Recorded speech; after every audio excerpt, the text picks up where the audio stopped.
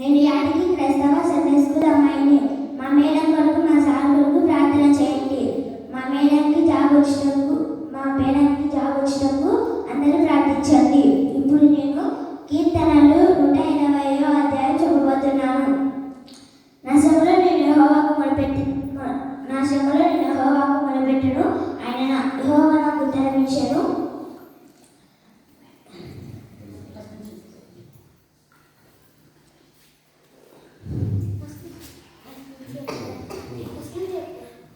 నా శ్రమలో నేను యెహోవాకు మొరపెట్టెను, ఆయన నాకు ఉత్తరమిచ్చెను.